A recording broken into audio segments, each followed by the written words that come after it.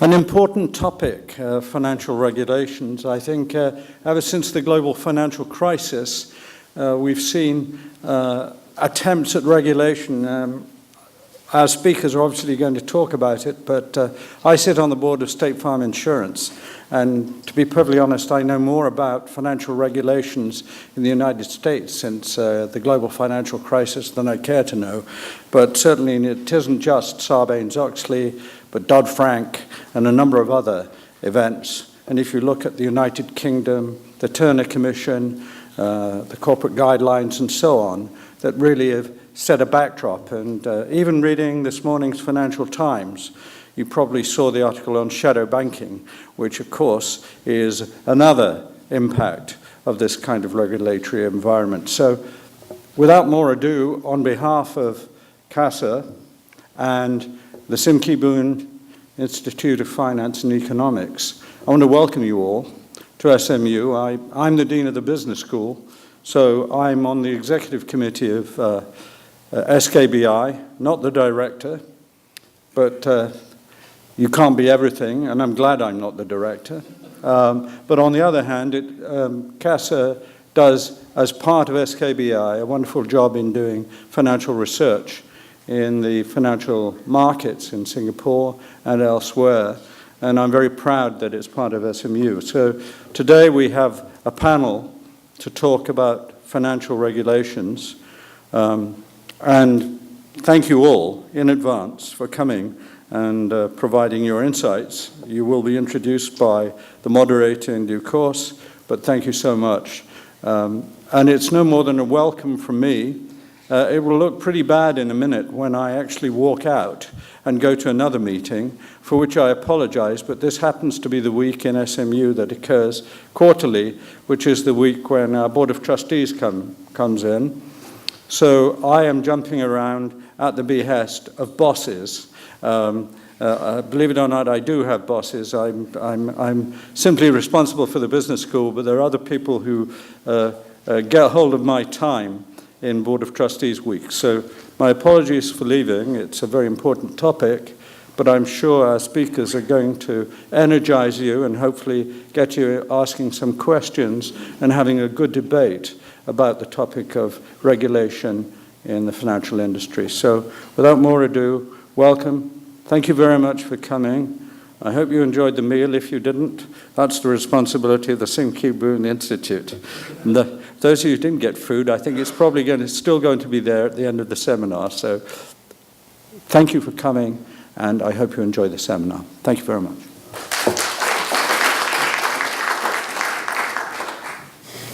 Thank you very much for this invite. When I was asked to speak on financial regulation, my initial thought was, I'm not sure about that. Not because it's not an interesting subject matter, but because I really didn't think there would be many attending.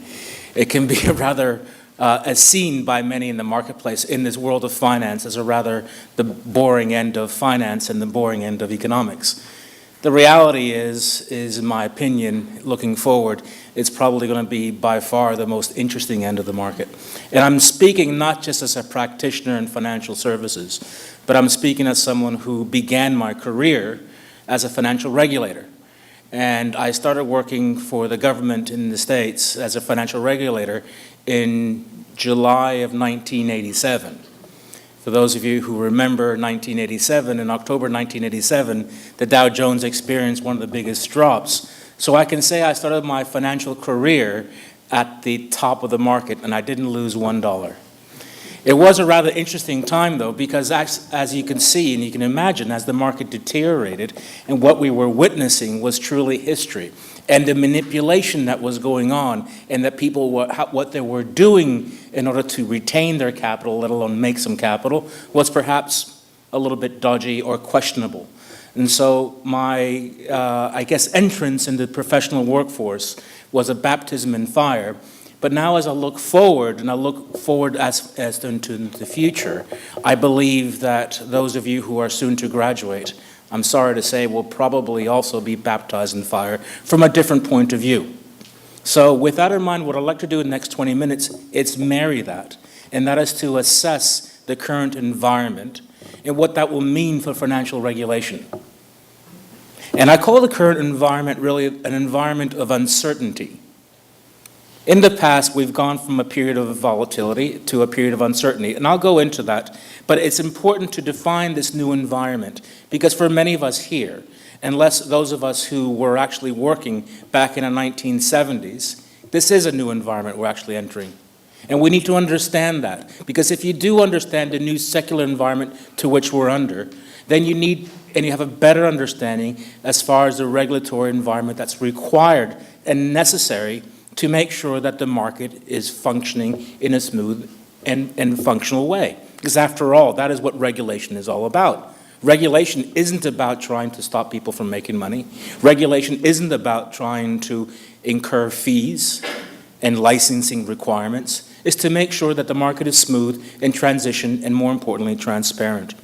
And so the challenges that the regulatory environment will face going forward under this new regime are in fact rather unique. So what I like to say, start this first section, is we're migrating from an old regime of volatility to a new regime of uncertainty. And that's a toy on words. What do I mean by volatility?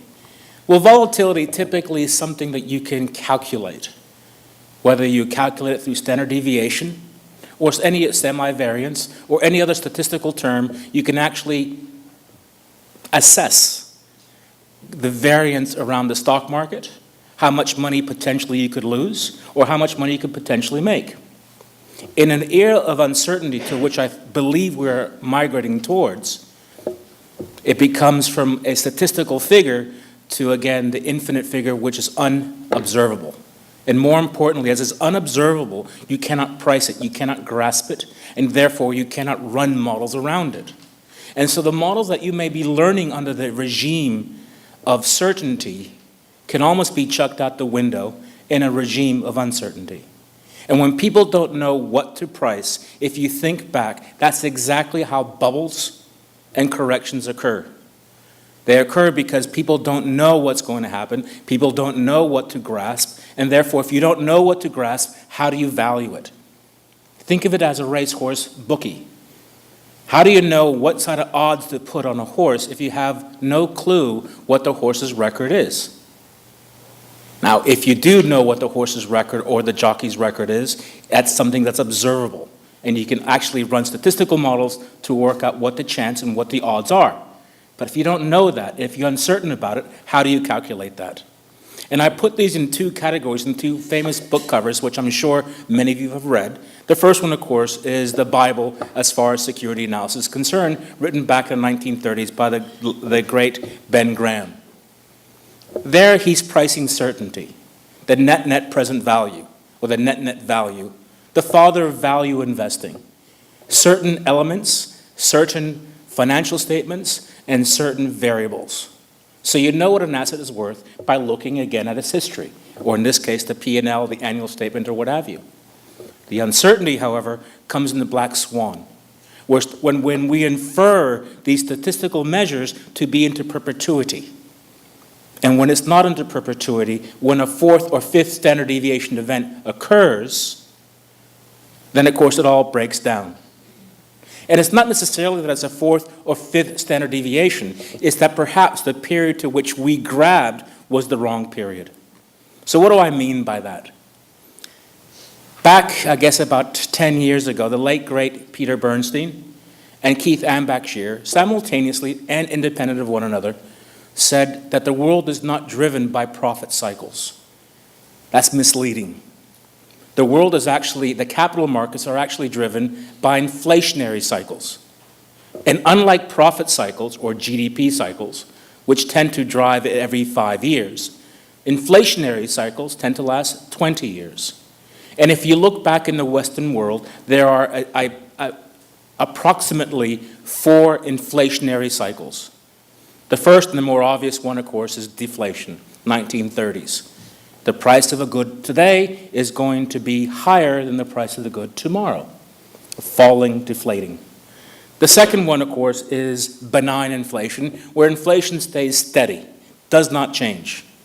For whatever reason, central banks have been successful in managing the economy, and people can predict what's going to be next year's inflation. The next one, of course, after that, is rising inflation. The price of a good today is going to rise tomorrow. Not by 3%, as in benign inflation, but by a higher rate each year. Rising inflation shouldn't be associated with hyperinflation, two vastly different environments, but nonetheless, same scenario. And then, of course, there's disinflation. And what disinflation means is that the inflation rate itself is falling, still positive. And so next year, the asset price or the goods and services to which we're buying will likely rise, but more importantly, rise by a smaller percentage. And if we look at what that means for, I'll go back. If we look at what that means for capital markets under the different scenarios, there's a telling tale there. And the telling tale is that under benign and under disinflation, markets love that. The world becomes certain. And under certainty, you can price that. So if we look at, let's say, the best 36 months, in this case of the S&P 500, and the worst 36 months, you see under benign inflation and disinflation that the tail is skewed towards the right, positive. In other words, the worst 3-year returns under this 20-year cycle has been modest. The best 3-year results, of course, has been 3 digits. Under uncertainty, the tail becomes more skewed towards the center, and the negative returns almost matches the positive returns. You can win as much as you can lose. Compared, of course, to disinflation and benign inflation, where the markets love that and generally push up the asset pricing. This is actually quite important when we observe it a different way, when we observe it through, again, this distribution curve. And what you find is under the really good world, i.e. disinflation or steady benign inflation, the distribution of asset pricing becomes more, again, centered, positive. Conversely, in the uncertain world, it becomes fat and flat. The tails on the negative end become more robust, more meaningful, and there are greater observations of negative returns under this. This is why I believe, in my opinion, regulatory pressures will rise. As the world, and as we know, the world is moving towards defined benefit or defined contribution pension saving, forcing citizens to save for retirement. When markets fall really aggressively, people are going to raise their arm. How could this have happened? How could we have lost so much money? And so therefore, the politicians wanting to be reelected will be, again, egging on the regulators to increase the regulatory environment. And of course, regulators have to succumb, and they will do so. That will be a mistake. So what does that actually mean as far as that uncertain environment? And why does it all fall apart? In uncertainty, the rules that we learn tend to break. And they don't break because the market is manipulated. They break because we have an inability to actually know what the hell we're pricing. Now, simple mathematics and common sense would suggest that if you are going to risk a larger portion of your asset, you will demand a higher rate of return.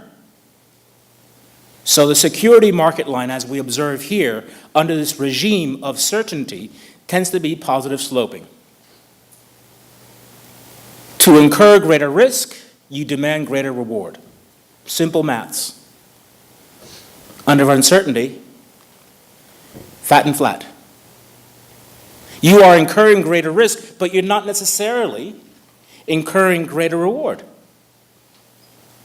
Hard to, when the pain can be as extensive as the gain. When the pain can wipe out any gain that you had in the past. Remember I showed you the best 36 months and the worst 36 months in benign inflation? It was, again, skewed towards the right. So it's understandable why this security market line was positive sloping. But when the best and worst are almost identical, now it becomes more understandable how the security market line becomes flat. This is not an observation of the market being manipulated. This is not an observation of some charlatan taking advantage of people's money and investment. This is a market reality. So what it is that regulators need to regulate will be different. Let me carry that a bit further, if I may. Let's talk about pensions. Really important. Some of you may have read the World Bank paper published about 15 years ago called the Four Pillars. And the Four Pillars was talking about basically the movement towards pension savings. How we migrate from a PAYG or Social Security all the way to defined contribution, where we ourselves in defined contribution land save for our own retirement, out of our own salary. Governments try, of course, to incentivize this forced savings by tax savings, by other means and purposes, to entice the regular worker to put some money aside for the retirement years. But let's look at this kinds of, again, savings, PAYG or Social Security.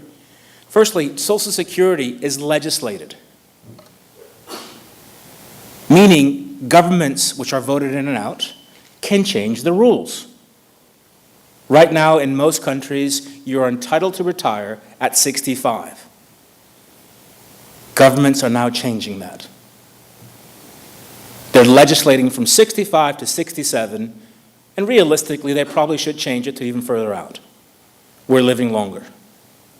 So one should not be too comfortable with PAYG or Social Security, because governments can react and respond due to other policy pressures.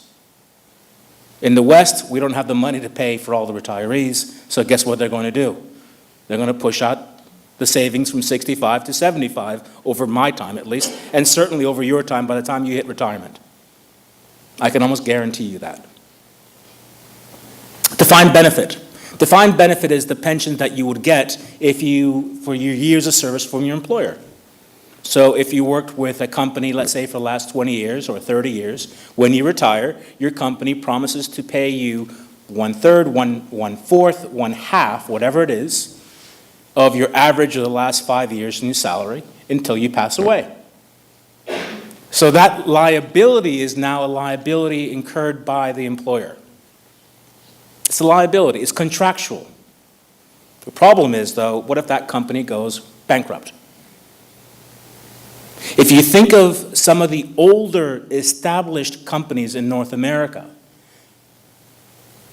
when they introduced wage negotiations back in the 50s and 60s, they built themselves something that they can no longer manage. Because now the liability associated with paying for the past workers who have retired is now a huge chunk of their costs. Some of you may have seen some of the statistics where GM estimates that roughly the production of a cost, nearly 1/5 of that, the production of a cost, is to pay for former employees. Nothing to do with the steel, nothing to do with the tire, nothing to do with the machinery. It's with former employees. And then the new one, of course, the fourth pillar, defined contribution, which is an allocated savings. Here, too, governments can change that through legislation. They can take away the tax incentives, and more importantly, they can increase the tax when we want to draw out. So either way, what we know as pension savings can themselves change exogenous or endogenous. Exogenous through public policy, endogenous through the company going bankrupt, or not being able to actually fund your retirement. So there is no guarantee, even in what we call pensions.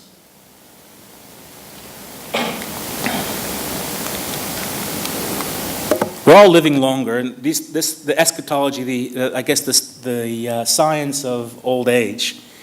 And on the one side, you have Barbie, who some of you may know is actually now over 52 years old. So our Barbie is aging. She's no longer as svelte and as attractive as she used to be, even though she's still, of course, a perfect size 8. Then, of course, there's Keith Richards. Keith Richards is approaching 70. The mere fact he can hit 70 is an accolade on medical advances, let alone that in fact, he made 70. The baby boomer is retiring already from the 65. That is happening. And by the way, I've always said that you're going to see more and more of these old rockers doing this reunion gig because they lost so much money in the financial crisis that they need to recoup, and they're going to sell those same tickets at $300 a pop. It's funny, I actually saw the Rolling Stones back in 1981 when I was in high school. And at that point, I paid $15 a ticket to see the Rolling Stones. A friend of mine sent me his ticket stub, which, by the way, I still have, that he went when he saw them last year, and that was $300 a ticket. So a really nice inflationary hedge is rock concerts. But again, we're all living longer. Remember I said before how right now we can retire at 65. That's true, but that's going to change. When FDR introduced the retirement age of 65, life expectancy was 55, or just over it, for women. Actually, Otto von Bismarck actually introduced it before that in the 1880s, but then the life expectancy was 45. So the mere fact you got to 65 was actually kudos to you, but the payment, of course, would be minimal. What's happened, of course, is that we're living longer. Some of this living longer is a bit of a furphy. It's not so much that we're living longer, it's also the other fact that's often not looked at is that there's less child mortality rates. The child mortality rates are themselves changing, and therefore changing the life expectancy or the average life expectancy. But it is true. As child mortality drops and we're living longer, what's also happening is we're having less children. I'm Spanish, I'm from Peru, and I had 7 brothers. There's no way in hell I'm going to have 7 children, I'll tell you that right now. I don't need to have 7 children, but let alone do I not want to have 7 children. But again, in our grandfather's day, it was important to have that many children because, again, life mortality rates and, again, how you managed your farms and your businesses required you to do that, to hedge yourself.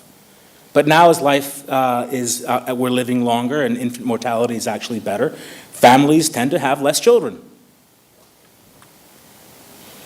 The demographics has also changed, where in 1960, again, you clearly see the effect of the baby boomer, a pyramid shape of the age. There were more young people, and in a Social Security PAYG, this made a lot of sense because the working class was paying for the retirement. And we all know this. This is nothing new. It's gone from what we see here is clearly a pyramid to flat to eventually inverted. There are going to be more old people than young people. And that is going to be the stimulus for policy change in the future. What I will receive in Social Security will be a lot less than what my father saw. And then what you see in Social Security will be a lot less than what I see because of this. Governments won't be able to afford it. So the regulatory needs, again, will change because the environment to which we live in are actually changing. I call this the 3 Ds. And the first D, which as I just showed you, is demographics. The second D is what I think is going to happen is asset deflation or price deflation. Asset deflation. What asset deflation is basically the price of assets will be unstable, probably lower over time.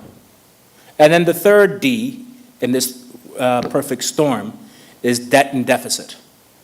The world is becoming geared up at the fiscal level. That will change the environment and fuel this era of uncertainty for at least 20 years. And how the regulators compensates and attracts that, I would believe, will be through these 5 different ways. That's 4 different ways. Firstly is the way they handle the tax. The second way is will the world move into defined contribution? And that's really important, which I'll take that a little bit further. Because in the past, right now, you have a national savings scheme, and that may change. And then what is it, in fact, that we are delivering in forced savings? Why I mean that is because if you look at many defined contribution plans, they're actually misdirected. They're nothing more than wealth accumulation as opposed to wealth immunization. If you think about when you go to your banker and you see your banker, your advisor about your savings, what's the first thing you ask him? Realistically, what's the first thing you ask your advisor? How are the returns? How did the manager do relative to the benchmark? Now, grab a pension investment book, any pension investment book, and please find where it says that's how you immunize your pensions. Doesn't say that. Sure, pension immunization is not about losing money, don't get me wrong, but it's not finding the best manager. It is not, did you outperform this quarter?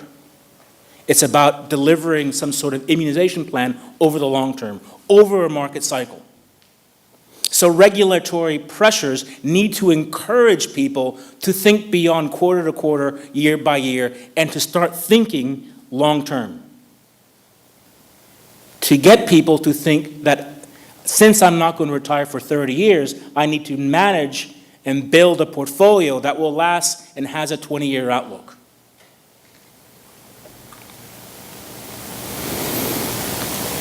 As far as the challenges that the regulatory environment, exotics are becoming much more popular.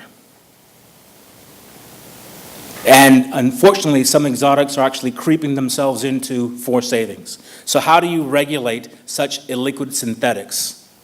It's very hard.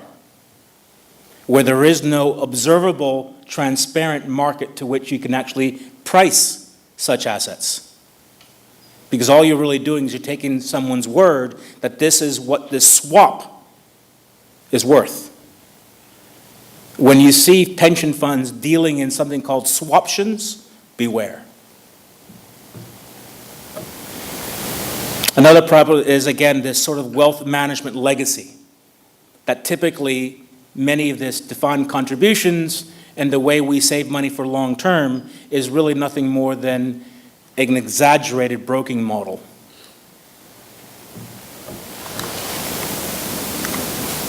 So with that, I'd like to now pass you on to the next speaker. Thank you very much for your time, and I believe I'll have time for answer any questions at the end. Yes. Thank you very much. Okay, thanks everyone, and I won't ask for a show of hands who's from the quantitative finance course here, but thank you for that introduction and thanks for making the time. I'm actually going to take a slightly different perspective, from Robert. There was a good wrap of the buy side and really some of the regulatory changes there. I'm a banker, so we'll speak about banking regulation, and you'll get that perspective on how that's shaping the world. So let me just start by saying we'll just touch on two things. Really, what are the changes in regulations that have affected banks? Right. And what is the impact specifically within Asia? So we'll take it in two slightly different slices. The first thing is really to talk about what are these changes that have really been spilling through in the last couple of years. I think I kind of had my age given away a bit earlier on, but suffice to say that when I started in banking, one of the first things I did was to analyze the Basel I ratio. And it was pretty simple at the time. You had simple risk weights for credit risk. You figured out how much capital you had, what the risk-weighted assets were. You put the two numbers together. It was Lotus 1, 2, 3, not Excel. So, again, it was that era. It was kind of simple. That lasted for quite a while. Then we got into Basel II in the about 10, 15 years later. And really the complexity started to take off there. And those of you who have actually looked at the Basel rules, and those of you who have attended my course in quantitative finance, would know that there's a lot of modeling involved, and it starts to get more complex. So it headed out to about 400 pages. Basel I forget, but it was in the sort of 20, 30 page kind of ballpark. Then the financial crisis hit us. We got to Basel 2.5. There was a big impact on securitization and a lot of the products that blew up. And with that really came the whole regulatory impetus to Basel III. And Basel III now tops the scales at about 700 pages just for the core Basel III document, and I'm not including all the supplementary consultative papers that have been issued. So, while we may be creating a lot of employment in the compliance era, question is this really taking us where we want to be in terms of systemic stability, as Robert pointed out, or not? Alongside that, we've had two other themes that I would loosely think of as backstops. We've implemented floors, so regardless of how these models are calculated, your impact on capital goes back to some fairly simplistic rules of thumb. We had Pillar 2, which is really about the bank saying, what do I think the risk is? So the thing about it is, Pillar 1, the regulators tell you what the charge is. In Pillar 2, the banks say what the charge is. In Pillar 3, the market says what the charge is. So you can think of the three pillars as broadly being that. That created a whole bunch of complexity, and I'll unpack that in a couple of bullet points later. There have been a whole bunch of other unintended consequences. I'm not going to dwell on them now, but I'll give you a bit of a flavor. So regulation, you can see, started really simple on the left side, and as we grew sort of older, wiser, it has become more complex, and I would make the case that we're really at a point where we've got to go back to basics and think about what we're trying to achieve in this whole forum.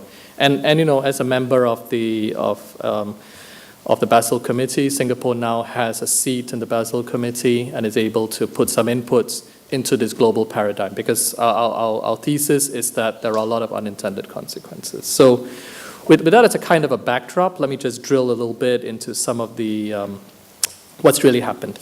And I'll make the case that it's really questionable whether we have real global standards. So if you look at this chart that I've put up here, this tells you what the risk-weighted assets divided by accounting assets looks like for a range of banks. Now, it's arguable, and this is not to single out in any way any of these institutions, but it's arguable that the difference you're seeing between different jurisdictions has something to do with the fact that the way the models are calibrated and the way the regulators look at it in each jurisdiction could in fact be quite different. And we've taken out a lot of the accounting noise here, the difference between ISB, FASB, all that's been adjusted out. And you'll see that that ratio varies all the way from 20% to 60, 70%. And somewhat unfortunately, my own institution is at the higher end of that range and is somewhat more subject to regulatory pressure. So we'd make the argument, is there really a global playing field? We talk about Basel III, there's headline convergence. If you peel the onion and you start looking one level down, I would put it to you that it's pretty questionable how comparable these numbers are. Right? So that's the first basic thing. We're talking about significant differences. We're talking about an order of magnitude of 3 there, right? Or even 2, depending on how you look at the data, but it's arguably very, very significant. So a capital adequacy ratio, how comparable is that? And this is something we have shared very freely with the analysts. This is something we've shared very freely with our regulators, and I think the Basel Committee has belatedly woken up to some of these things. And really the same issue also plays out in the trading book. So that was about credit. If you look at the trading book and market risk, which is what I used to run for the firm for a couple of years, there's this whole idea of a standardized approach versus an internal models approach. And the question is, are we trying to be comparable? Are we trying to be risk sensitive? And these things pull us in two different directions. And it's not entirely clear to me that the Basel Committee has really got that right. And we're getting more and more complex calculations coming out. At the end of the day, does that create a level playing field, or does that just create more opportunities for arbitrage and financial engineering? It's somewhat questionable in the banking sector. There's also this whole concept of a floor, that even after you calculate what you have in your model, you go back to Basel I. This is the irony of the whole thing, not well known, that you then go back to Basel I and say you can't hold less capital than Basel I said you should. So what's the point of running these 700 pages of models, coming to a number, and saying, you know what, you're flawed at Basel I? Interestingly, though, not all the jurisdictions implement the floor the same way. So you've got major disconnects in terms of how comparable the numbers are, not just from the models, but in terms of how the floors are applied. So again, we're not doing a deep dive on Basel III, but just to say there are very, very significant differences between jurisdictions and between banks. And again, at the end of it, I'm going to make the argument, is that really the direction we want for regulation, and how should we be more thoughtful about this? So one possible approach, and this is pretty radical, one possible approach we have put forward to the Basel Committee through our representations is that the whole concept of simplicity and comparability should get through Pillar 1, right? Let the regulators come up with a set of rules, regulate everyone the same way, specify the risk weights, and say that's the capital charge, right? Don't use any internal models, put that under Pillar 2. Let the banks think what they're going to be, what their charges should be, and use any institution-specific add-on through that route. At the moment, we are amalgamating the two into Pillar 1, and it's resulting in this whole mishmash of standards. It's pretty radical for a banker to stand up here and say we should head back to a standardized approach. So that's a pretty radical statement we're making, but we've thought about it a long time, and we don't see an easy way to actually get out of this conundrum. So this is very much our institution's considered view.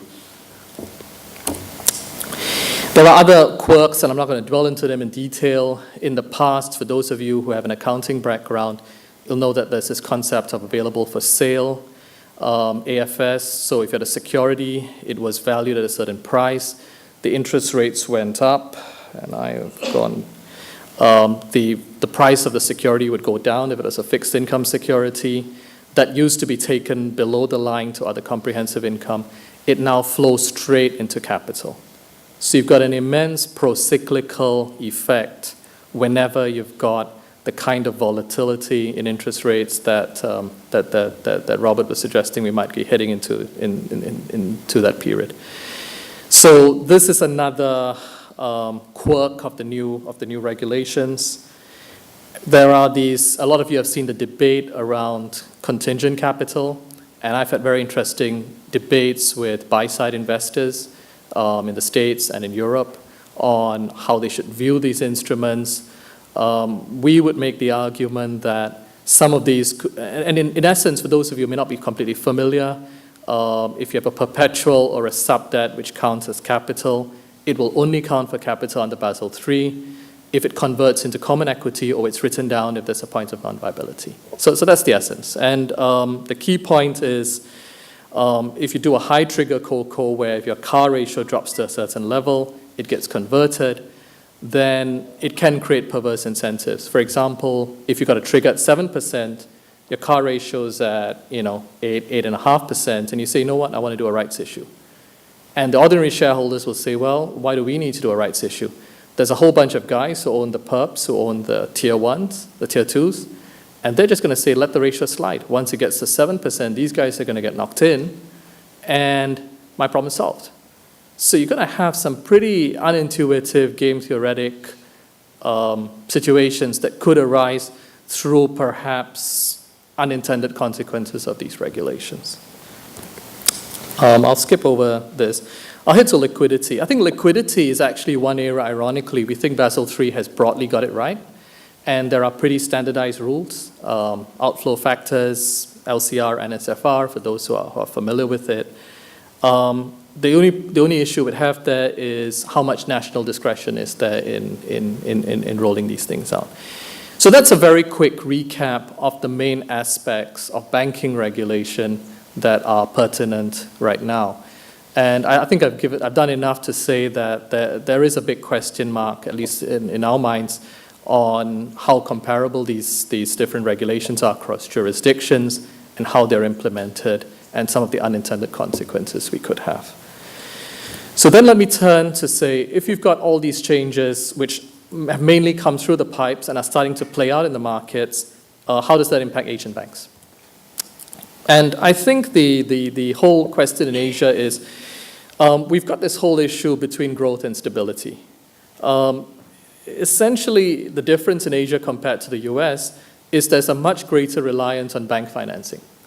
In the US, the top tier corporates would finance themselves through commercial papers, medium-term notes, and really the SME market tends to go through bank financing. In Asia, the spectrum of companies that take bank financing is much wider. The capital markets are still nascent. I mean, this is not the time or the place to discuss that, but that's a major issue. And it's again very arguable how much capital is really needed to sustain credit demand. Different estimates, somewhere in the range of 300 billion to $1 trillion. So it's a fairly large number that we need.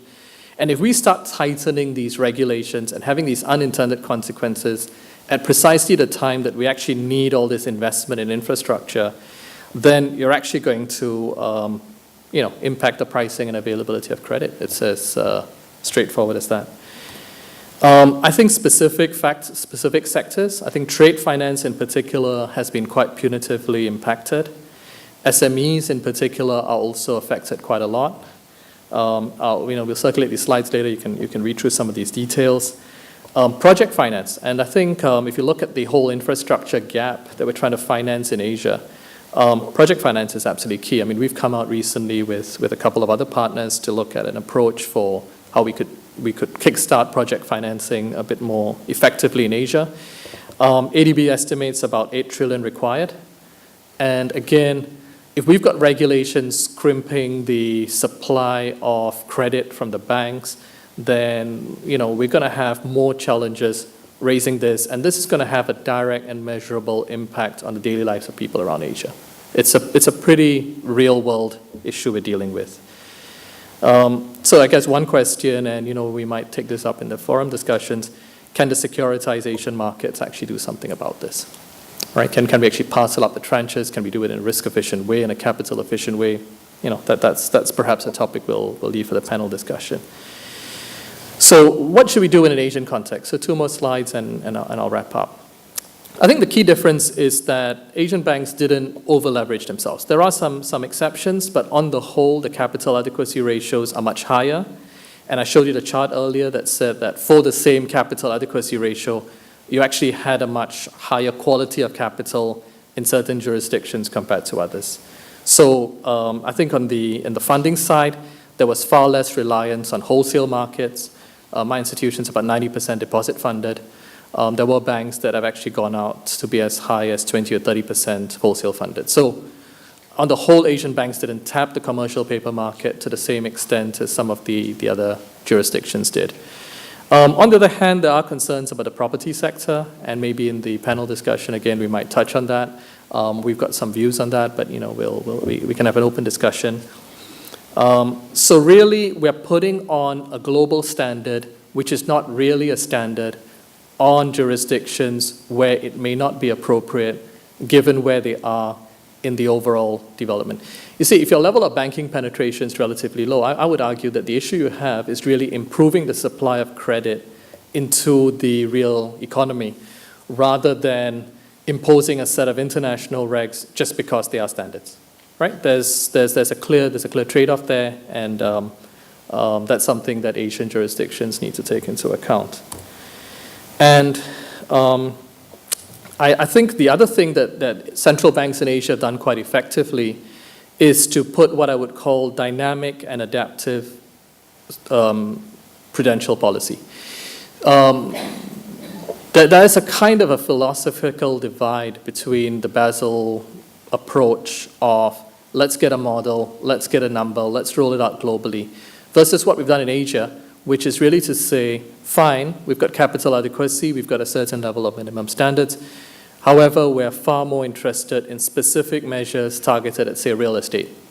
If we think the property sector is overheating, let's deal with that, right?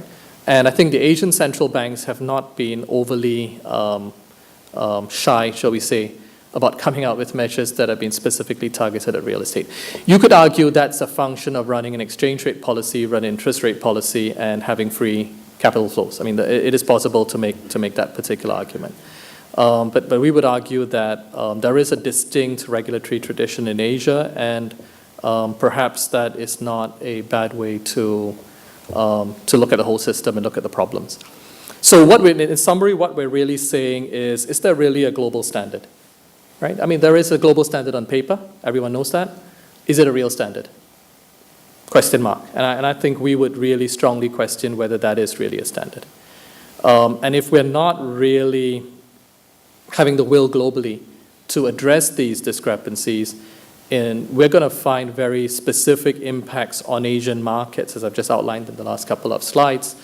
And perhaps the time has come not to be so enamored of these global standards, and perhaps to either roll back to simpler ways of calculating prudential ratios, prudential measures, and sticking with what the Asian central banks have done in terms of prudential policy. So that's really a bit of a wrap from a banking perspective of the kind of regulations that are specifically targeting the banking sector and some of the implications that we see in the region. So with that, I would thank you for your time and hand the session back to the moderator.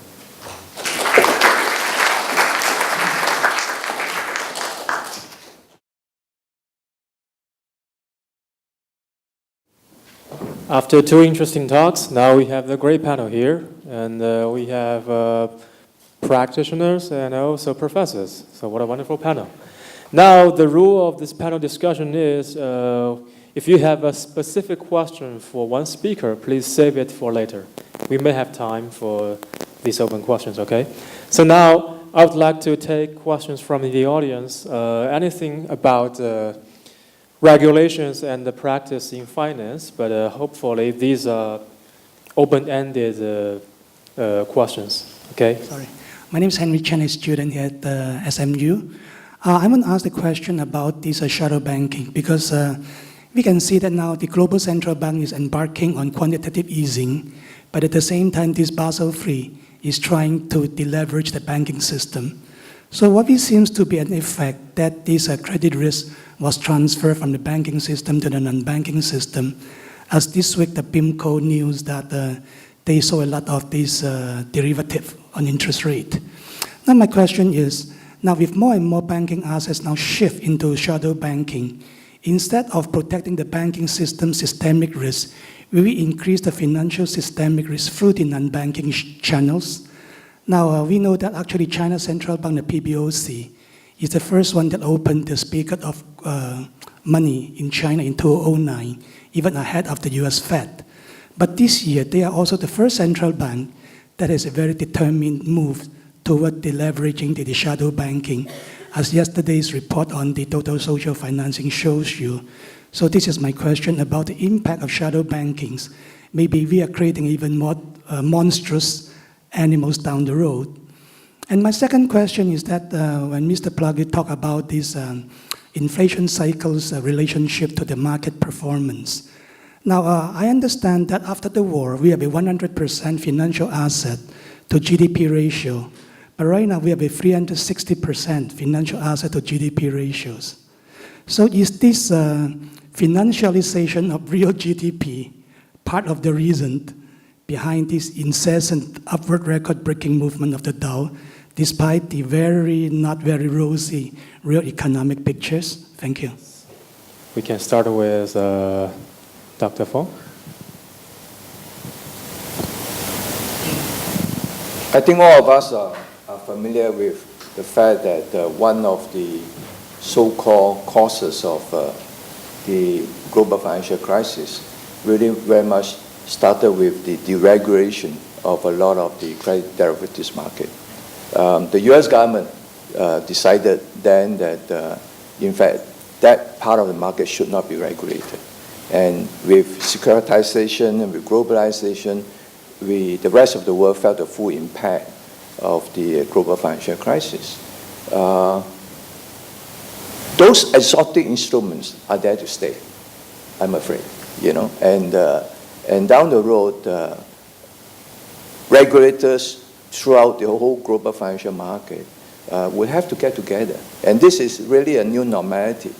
The normality that Robert spoke about of uncertainty create really the need for all the regulators around the world to unite in a manner to take care of all these globalized risks.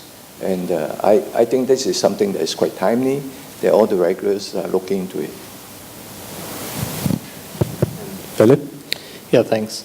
So I would agree very much with what Prof. Fox said. I think if it go back to some of the themes that I was unpacking in the talk just now, the impact of taking one sector of the financial sector, one subsector in the financial sector, and imposing very stringent regulations on that part, and I think that was the point of the questioner, does it not then create the incentive to create entities which are outside the purview of such regulators, and does the problem then become worse? And I think absolutely, I would fully agree with that. And I'm reminded of a discussion that happened back it was around 2007. I was at a conference, and I was listening to a very senior person at the Federal Reserve who was saying that we have no way to control the shadow banking sector, therefore we leave it there, and we will control all the interactions between the banking sector and the shadow banking sector. Now that, with hindsight, may not have been the wisest policy, but that gives you an inclination, as what Prof. Fock was saying, about how the thinking evolved prior to the financial crisis. I think what the financial crisis has shown us is that we can't look at these things in isolation. We can't have, not look at the buy side, the sell side, the hedge funds, dark pools. We need a very holistic approach to look at that. The question I would ask is, are our regulatory structures really set up to deal with non-traditional financial institutions?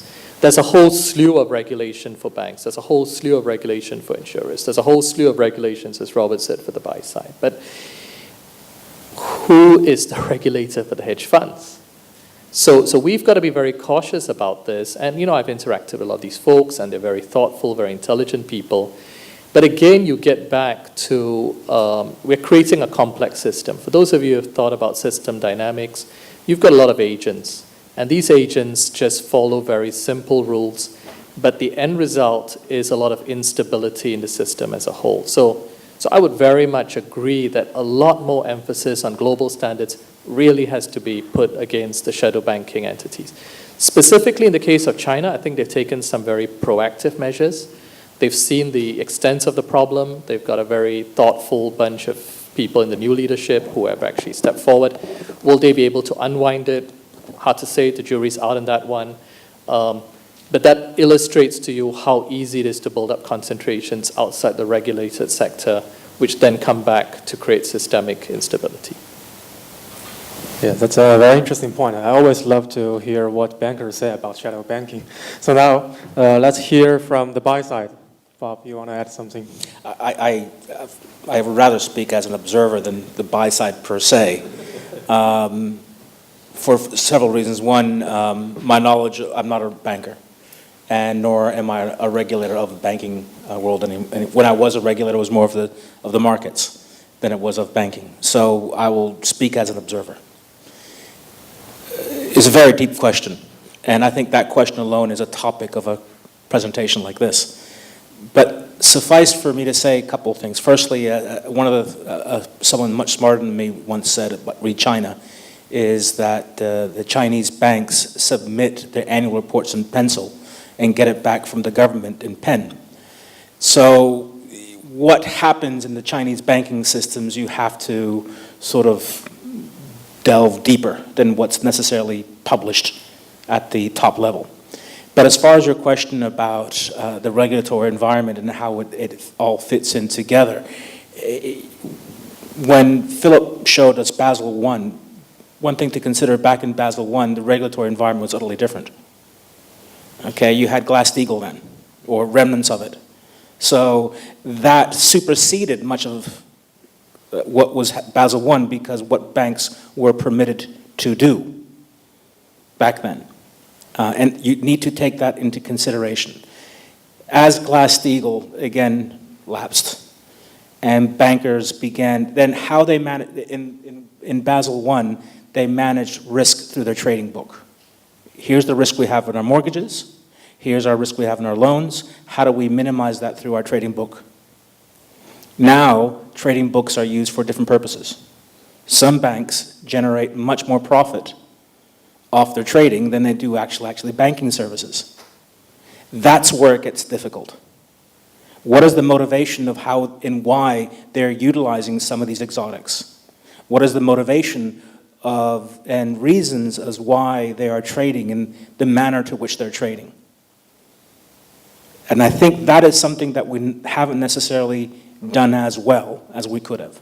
And I think what I would suggest from that perspective is bring back the visible hand, or bring it back. And there is a requirement, because people love to quote Adam Smith, and usually it's the wrong people who quote Adam Smith.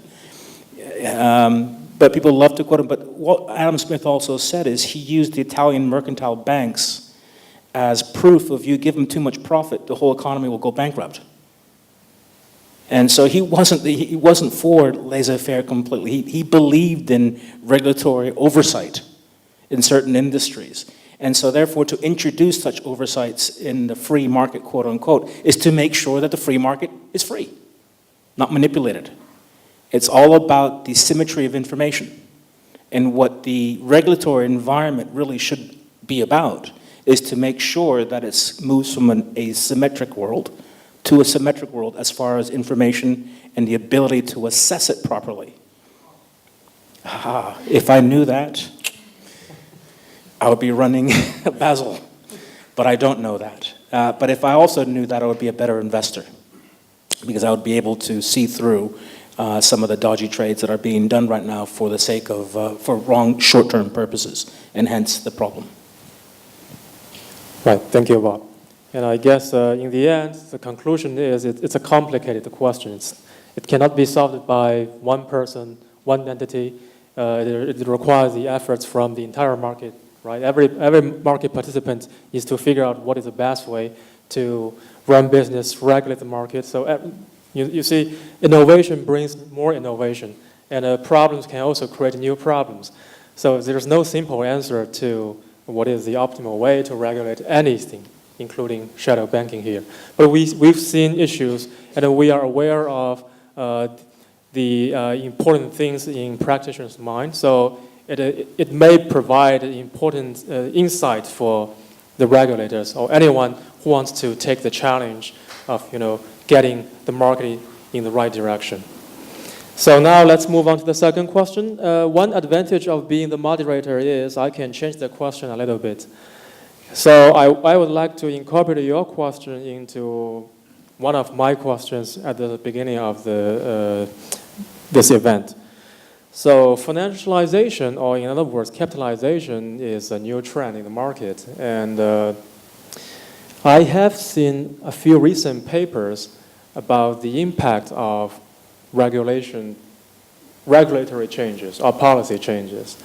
As a matter of fact, most of the risk premium in the recent markets were earned on policy days, when macro stats were announced or when the regulators changed their policies. Okay, so if we exclude those macro event days, and the average risk premium on those normal days were almost close to zero. So in a way, I forgot to mention that those studies were based on US data. So basically, the Fed has become too important. Let's put it this way. So one question I have is, what is the goal of regulators? Do they deliberately want to become so influential in the market, or from other practitioners, from other market participants' point of view, what should be the optimal level of regulation in the market? And actually, Bob has already mentioned the invisible hand. That was what Eugene Farmer believed he got the Nobel Prize this year, right? Ironically, a few other people who also got the prize this year, they kind of debate on the other side. So now my question is, should we have more or less such influential regulation changes in the market? So can we begin with Dr. Falk again? In response to your question, I'm reminded of a story that I just heard. among two bankers. And it went something like this, that for years, just like in the study of astronomy, a lot of people before the time of Nicholas Copernicus really believed that the entire universe revolved around the Earth. And so that was a time where all financial institutions really felt that the entire economy and society revolved around banks. But just like Copernicus has shown, that in fact, the universe don't revolve around the Earth together with all the other planets revolve around the sun. And the new normality, I think, and realization of a lot of financial institutions today is that they actually all revolve around the regulators. Okay. Now, the point I'm trying to say is that, to expand on what Robert has said, is that we are really dealing in an era of a new normality of uncertainty. And with that uncertainty really comes the need for added regulatory policies to be impacted on the entire financial system. Because we all begin to realize now that what happens within the financial industry has tremendous spiraling impact on the rest of the whole business community, as what we have witnessed from the global financial crisis. And at the same time, I think we cannot discount the fact that at any point of regulatory policies be introduced, it's always entangled and always mixed up with different political thoughts and ideas of the time. And that's very much the case. If I think of Singapore, for example, we are in such a unique position, and yet at the same time, we have a very unique regulator. The Monetary Authority of Singapore is both a promoter and a regulator. And one can appreciate that there's a certain tension that actually arises. At one point, you're trying to promote Singapore as an international financial center. At the same time, as Philip have pointed out so clearly, that there is no homogeneity among all the financial institutions that are operating in Singapore. So how do you go about ensuring that there will be sufficient level of regulation, at the same time you are promoting the growth of Singapore as an international financial center? Those are I think, tensions and thoughts that go through the minds of the regulators. But having said all that, let's go back to the basic. The basic role of a regulator is to try to bring about a certain sense of stability within the running of a financial system, to try to mitigate some of these uncertainties that we will see on a macro basis.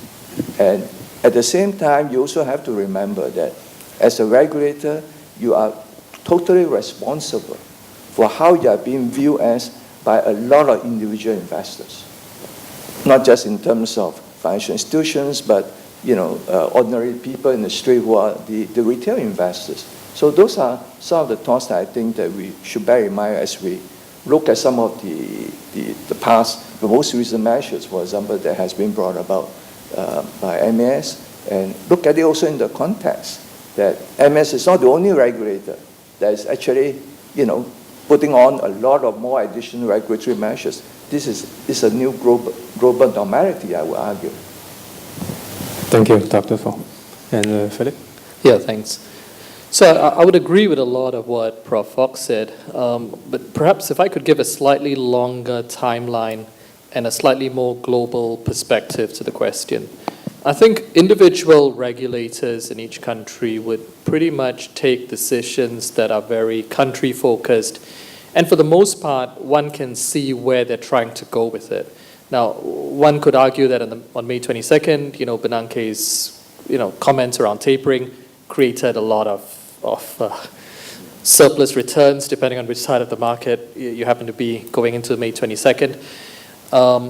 But I would perhaps put the whole discussion in a broader context. And one of my personal theses is that every time a major assumption breaks or a major axiom that the market has been built on changes, that's when you get a significant discontinuity in the market. Now, that can be a regulatory change. It may not be. But if you look back to 2008, if you're a modeling person, you could say that was when the Gaussian calculus stopped working. There are various ways to look at it. What I fear is not so much individual national regulators taking irrational decisions. For the most part, they don't. What I fear is when we look at the global system as a whole, and we make decisions, or the central banks collectively, and with all good intentions, make collective decisions to say, all right, we have an issue with liquidity. Banks need to hold more liquid assets. What's liquid? Sovereign debt is liquid. Sovereign debt is credit risk-free. Do we then create the seeds of the next crisis? Right? So sometimes the regulation itself, although well-meaning, although targeted at the problem of the time, may in fact create the problems of the future. Unintentionally, unintended consequences, but it does happen. One could argue that a lot of the moves around securitization was somewhat a response to the Basel I, Basel II regime, where it became advantageous to get around the rules. So as the rules get more complicated, the system dynamics are less observable, and I advise anyone who's interested in this to read the speeches of Andrew Haldane at the Bank of England, because he's put out some pretty thoughtful stuff on it. The interactions get much more complex. So I would say, yes, regulators can move the markets. They can move the markets through pronouncements or very specific statements, but there is a longer-term dynamic that very targeted regulation can create herding behavior. Right now, we see the price of corporate deposits being bid up as a response to Basel III liquidity. All right? And again, is that necessarily good? Is that necessarily bad? Because a set of rules told nearly every bank in the world, go chase corporate deposits. So every global transaction services salesperson worth their salt is out there on a plane to the US talking to one of the Fortune 500 treasurers saying, why don't you put some deposits with me, because it's worth a lot for liquidity. So you get a lot of unintended consequences, and I would argue that beyond specific events that regulators can trigger, this longer-term dynamic is what we need to keep our eyes on. Thank you, and Bob. Sure. I want to ask you a question. I want to turn the question on to you, just to answer your question, if I may. So I really would love you to please answer. And it's really two questions I wish to ask you, the participants out there. First question is, do you believe the next 20 or 30 years is going to look differently than the last 20 or 30 years? If you do, please raise your hand. I'll raise my hand. Okay, the vast majority, right? Next question, and again, sincere question. Do you think the next 20 or 30 years is going to be more volatile than the last 20 years? If you do, raise your hands. Okay, the majority as well. Fine. What has changed? A lot. We mentioned before about this new regime of uncertainty. I think, unfortunately, many of the regulators are suffering from legacy issues.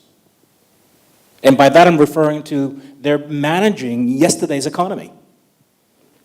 And if they are managing yesterday's economy, there's a lagging effect. And that, to me, is the great... So the question that you asked before, do we need more regulation? No, we don't need more regulation. We need smarter regulation. We need regulation that's more commensurate with the world that we live in today. Case in point, if we look back of the past, and I guess the tradings that under Glass-Steagall, and again, even before that, risk was often held by the holder. If you lost money, you wore it. But now, if you're going to borrow money, borrow big. Don't borrow in the millions, borrow in the billions. Because chances are, if you lose it, someone's going to bail you out. And the chances that who's going to bail you out is the government. So these people who cry, free market, okay, free market, you lose, you die. Don't come running to me asking for a bailout. But if you do want a bailout, then I demand the right to regulate, to make sure you don't lose my children's money, let alone my money. And I think that's where the lag lies. There's a huge legacy effect. To answer your question about the markets and all that, absolutely, but the securitization today is utterly different from the last periods. Banks no longer hold mortgages. They securitize it. They flog it, and then they sell more. And that's okay, but that's the world we live in. We now work in the world of LTD and PLC. But somehow, that liability is held by the taxpayer. Well, if that's true, that's where regulation comes in.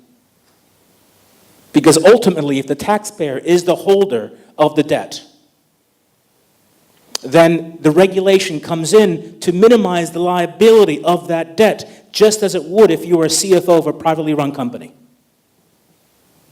So to answer your question, no, we don't need more regulation. We need smarter regulation. And perhaps call this MBA mumbo jumbo, but I believe in the white sheet policy approach. And what I mean by the white sheet policy approach, if you were start a country today, knowing what you know, you're now the new finance minister of a brand new company that is just being formed. The question is, what would your economy look like?